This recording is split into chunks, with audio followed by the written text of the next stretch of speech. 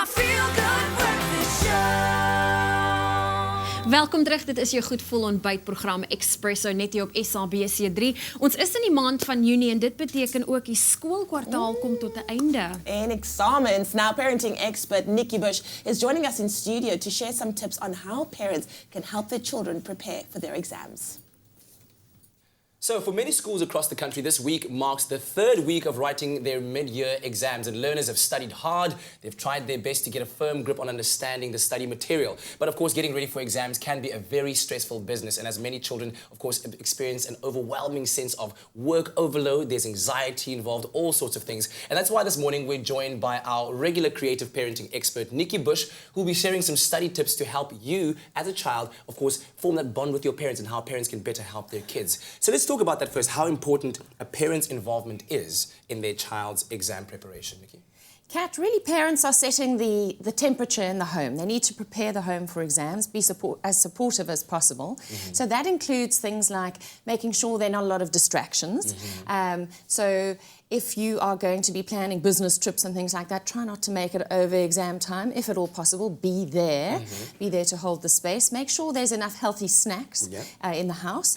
And water is a really important part of the study regime because the brain is made up of 80% water.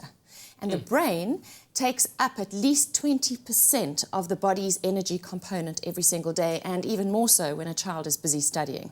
So make sure they get enough good food, enough water, enough sleep, and try and make sure we have as few family conflicts over that time. That would be a good idea. And I guess what I'm saying is really be supportive of the process. But also some of the things to remember are exercise. Okay. That's important. So and exercise with the children. Often what happens during exam time is all the exercise goes out the window because there are no more sports fixtures. There's no more regular practice sessions. And with many children, they are used to at least one session of sport or exercise every day. If you go to zero, something changes in the brain chemistry. You don't have as much oxygen flowing to the brain, and those happiness hormones, the endorphins, which also help keep people calm, are not there anymore. So I really would suggest that if your child is used to a lot of exercise, that you make sure that they do still get some opportunity to move and to sweat a little bit.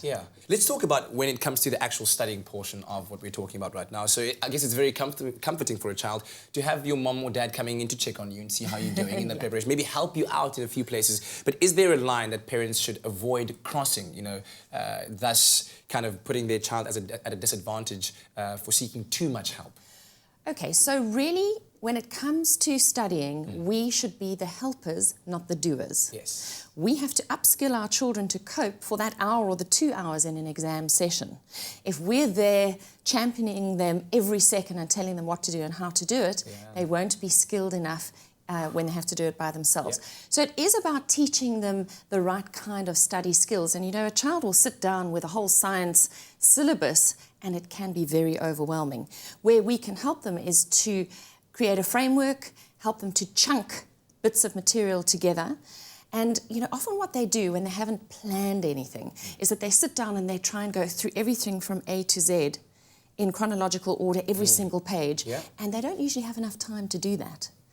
So we need to help them to create a plan, and time management is one of the most difficult things for children. One of the most important things. As parents, we run around with a to-do list, well, I do anyway, every single day, and we kind of time ourselves. How much can I get done in the next 15 minutes? How much can I get done in the next hour? That's an acquired skill. It's not something you're born knowing how to do. You learn on the run.